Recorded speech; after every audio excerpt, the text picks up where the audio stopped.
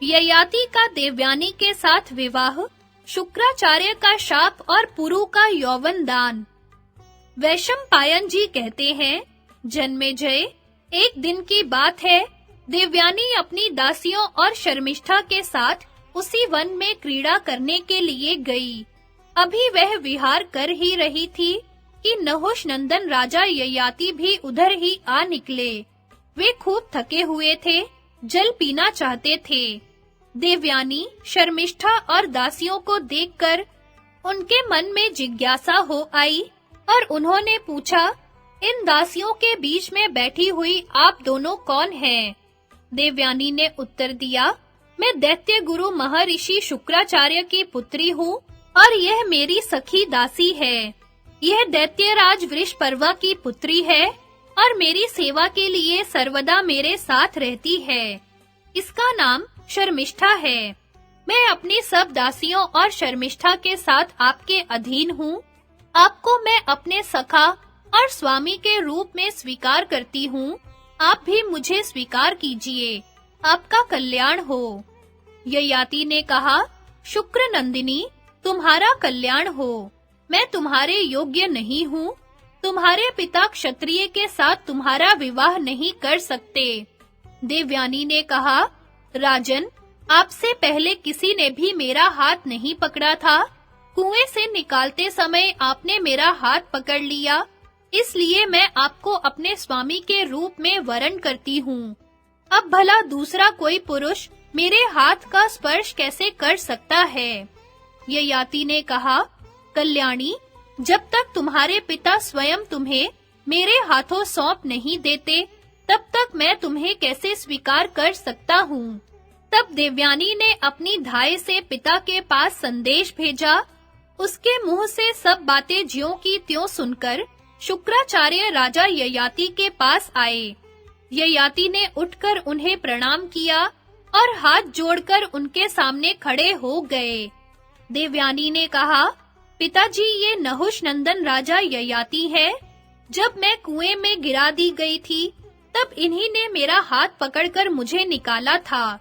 मैं आपके चरणों में पड़कर बड़ी नम्रता के साथ प्रार्थना करती हूँ कि आप इनके साथ मेरा विवाह कर दीजिए। मैं इनके अतिरिक्त और किसी को वरण नहीं करूंगी। देवयानी की बात सुनकर शुक्राचार्य ने ययाति से कहा, राजन, मेरी लाडली लड़की ने तुम्हें पति रूप से वरण किया है। मैं कन्या दान करता हूँ। तुम इसे पटरानी के रूप में स्वीकार करो। ययाति ने कहा, ब्राह्मण, मैं क्षत्रिय हूँ। ब्राह्मण कन्या के साथ विवाह करने से मुझे वर्ण संकरता का दोष लगेगा। आप ऐसी कृपा कीजिए और वर दीजिए कि वह महान दोष मेरा स्पर्श न करे। शुक्राचार्य ने कहा, तुम यह संबंध स्वीकार कर लो। किसी प्रकार की चिंता मत करो। मैं तुम्हारा पाप नष्ट किए देता हूँ। तुम मेरी पुत्री को पत्नी के रूप में स्वीकार करके धर्म का पालन करो और सुख भोगो। बेटा, वृषपर्वा की पुत्री शर्मिष्ठा का भी तुम उचित सत्कार करना, परंतु उसे कभी अपनी सेज पर मत बुलाना। तदनंतर शास्त्रोक्त विधि से देवयानी का पाणी ग्रहण संस्कार संपन्न हुआ और दासी शर्मिष्ठा तथा देवयानी को लेकर ययाति ने अपनी राजधानी की यात्रा की। ययाति की राजधानी अमरावती के समान थी। वहां लौटकर उन्होंने देवयानी को तो अंतःपुर में रख दिया और शर्मिष्ठा तथा दासियों के लिए देवयानी के सम्मति से अशोक वाटिका के पास एक स्थान बनवा दिया तथा अन्न वस्त्र की समुचित व्यवस्था कर दी। राजोचित भोग भोगते बहुत वर्ष बीत गए। समय पर देवयानी को गर्भ रहा और पुत्र उत्पन्न हुआ। एक बार संयोगवश राजा ययाति अशोक वाटिका के पास जा निकले और वहीं शर्मिष्ठा को देखकर कुछ रुक गए। राजा को एकांत में पाकर शर्मिष्ठा उनके पास गई और हाथ जोड़कर बोली, जैसे चंद्रमा, इंद्र, विष्णु, यम और वरुण के महल में कोई स्त्री सुरक्षित रह सकती है, वैसे ही मैं आपके यहाँ सुरक्षित हूँ। यहाँ मेरी और कौन दृष्टि डाल सकता है? आप मेरा रूप, कुल और शील तो जानते ही हैं। यह मेरे ऋतु का समय है। मैं आपसे उसकी सफलता के लिए प्रार्थना करती हूँ। आप मुझे ऋतु दान दीजिए। राजा ययाति ने शर्मिष्ठा के कथन का औचित्य स्वीकार किया। उन्होंने उसकी प्रार्थना पूर्ण की। राजा ययाति के देवयानी से 2 पुत्र हुए, यदु और तुर्वसु। शर्मिष्ठा से 3 पुत्र हुए, द्रुह्यु, अनु और पुरु। इस प्रकार बहुत समय बीत गया। एक दिन देवयानी राजा ययाति के साथ अशोक वाटिका में गई। वहां देवयानी ने देखा कि देवताओं के समान सुंदर 3 सुकुमार खेल रहे हैं। उसके आश्चर्य की सीमा न रही। उसने पूछा, आर्यपुत्र, ये सुंदर कुमार किसके हैं? इनका सौंदर्य तो आप जैसा ही मालूम पड़ता है। फिर देवयानी ने उन बच्चों से पूछा, तुम लोगों के नाम क्या है? किस वंश के हो? तुम्हारे माँ-बाप कौन है? ठीक-ठीक बताओ तो। बच्चों ने अंगुलियों से राजा की ओर संकेत किया और कहा, हमारी माँ है शर्मिष्ठा। बच्चे बड़े प्रेम से राजा के पास दौड़ गए। उस समय देवयानी साथ थी, इसलिए राजा ने उन्हें गोद में नहीं लिया। वे उदास होकर रोते-रोते शर्मिष्ठा के पास चले गए। राजा कुछ लज्जित से हो गए। देवयानी सारा रहस्य समझ गई। उसने शर्मिष्ठा के पास जाकर कहा, शर्मिष्ठे, तू मेरी दासी है। तूने मेरा अप्रिय क्यों किया? तेरा आसुर स्वभाव मिटा नहीं? तो मुझसे डरती नहीं? शर्मिष्ठा ने कहा, मधुर हासिनी, मैंने राजऋषि के साथ जो समागम किया है, वह धर्म और न्याय के अनुसार है। फिर मैं डरूं क्यों? मैंने तुम्हारे साथ ही उन्हें अपना पति मान लिया था। तुम ब्राह्मण कन्या होने के कारण मुझसे श्रेष्ठ हो, परंतु ये राजऋषि तो तुम्हारी अपेक्षा भी मेरे अधिक प्रिय हैं। देवयानी क्रोधित होकर राजा से कहने लगी, आपने मेरा अप्रिय किया, अब मैं यहाँ नहीं रहूंगी। वे आंखों में आंसू भरकर अपने पिता के घर के लिए चल पड़ी। ययाति दुखी हुए और साथ ही भयभीत भी।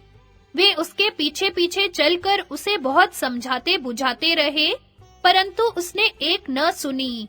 दोनों शुक्राचार्य के पास पहुँचे। प्रणाम के पश्चात देवयानी ने कहा, पिताजी, धर्म को अधर्म ने जीत लिया, नीचा ऊंचा हो गया। शर्मिष्ठा मुझसे आगे बढ़ गई। उसके 3 पुत्र हुए हैं, मेरे इन महाराज से ही।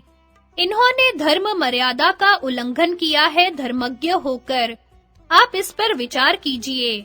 शुक्राचार्य ने कहा, राजन, तुमने जानबूझकर धर्म मर्यादा का उल्लंघन किया है, इसलिए मैं तुम्हें शाप देता हूँ कि तुम बूढ़े हो जाओ। शुक्राचार्य के शाप देते ही राजा ययाति बूढ़े हो गए। अब उन्होंने शुक्राचार्य की प्रार्थना की और कहा, मैं अभी आपकी पुत्री देवयानी के संग से तृप्त नहीं हुआ हूँ। आप हम दोनों पर कृपा कीजिए, मैं बूढ़ा न होऊं। आचार्य ने कहा, मेरी बात झूठी नहीं हो सकती। हाँ, तुम्हें इतनी छूट देता हूँ कि तुम अपना यह बुढ़ापा किसी दूसरे को दे सकते हो। ययाति ने कहा, ब्राह्मण, आप ऐसी आज्ञा दीजिए कि जो पुत्र मुझे अपनी जवानी देकर बुढ़ापा ले ले, वही राज्य, पुण्य और यश का भागी हो। आचार्य ने कहा, ठीक है, श्रद्धा पूर्वक मेरा चिंतन करने पर तुम्हारा बुढ़ापा दूसरे पर चला जाएगा और जो पुत्र तुम्हें जवानी देगा, वही राजा, आयुष्मान, यशस्वी और तुम्हारे कुल का वंशधर होगा। राजा ययाति अपनी राजधानी में आए। पहले उन्होंने यदु को बुलाकर कहा, मैं बूढ़ा हो गया, मेरे शरीर में झुर्रियां पड़ गईं, बाल सफेद हो गए, परंतु मैं अभी जवानी के भोगों से तृप्त नहीं हूँ। तुम मेरा बुढ़ापा लेकर अपनी जवानी दे दो। 1000 वर्ष पूरा होने पर मैं तुम्हारी जवानी फिर तुम्हें लौटा दूंगा। यदु ने कहा, बुढ़ापे में अनेकों दोष हैं। उस अवस्था में खाना पीना भी तो ठीक नहीं होता। शरीर ढीला, बाल सफेद और सारे शरीर पर झुर्रियां। शक्ति नहीं, आनंद नहीं। युवतियां तिरस्कार करती हैं। मैं आपका बुढ़ापा नहीं ले सकता।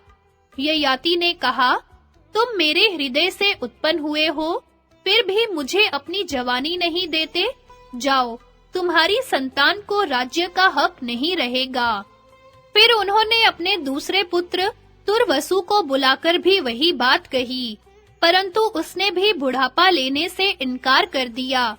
ययाति ने उसे भी शाप देते हुए कहा, तेरा वंश नहीं चलेगा, तू मांस भोजी, दुराचारी और वर्ण संकर मलेच्छों का राजा होगा। इस प्रकार देवयानी के दोनों पुत्रों को शाप देकर ययाति ने शर्मिष्ठा के पुत्र द्रुहियों को बुलाया और उससे अपने बुढ़ापे के बदले में जवानी देने की बात कही। द्रुहियों ने कहा, बूढ़े को हाथी, घोड़े, रथ और युवतियों का कुछ भी तो सुख नहीं मिलता। जुबान लगने लगती है, मैं बुढ़ापा नहीं चाहता। ययाति ने कहा, अरे तू अपने बाप से ऐसा कह रहा है? तुझे ऐसे स्थान में रहना पड़ेगा जहाँ रथ, हाथी, घोड़े और पालकी की तो बात ही क्या, बैल, बकरे और गधे भी नहीं जा सकेंगे। केवल नाव से जाना पड़ेगा। राज्य तुझे भी नहीं मिलेगा। लोग तुझे भोज कहेंगे। केवल तू ही नहीं, तेरे वंश की यही गति होगी। फिर अनु के भी अस्वीकार कर देने पर राजा ने उससे कहा, तू मेरी बात नहीं मानता है, इसलिए तेरी संतान जवान होकर मर जाएगी। तुझे अग्निहोत्र करने का अधिकार नहीं रहेगा। इन पुत्रों से निराश होकर ययाति ने अंत में पुरु को बुलाकर कहा, बेटा, तुम मेरे बड़े प्यारे हो, तुम मेरे अच्छे बेटे हो। देखो, मैं शाप के कारण बूढ़ा हो गया हूँ और अपनी जवानी से तृप्त नहीं हूँ। तुम मेरा बुढ़ापा लेकर अपनी जवानी दे दो। विषय भोग करने के बाद 1000 वर्ष पूरा होने पर मैं अपने पाप के साथ बुढ़ापा ले लूंगा।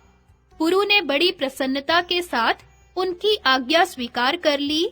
ययाति ने आशीर्वाद दिया, मैं तुम पर अत्यंत प्रसन्न हूँ, तुम्हारी प्रजा सर्वदा सुखी रहेगी।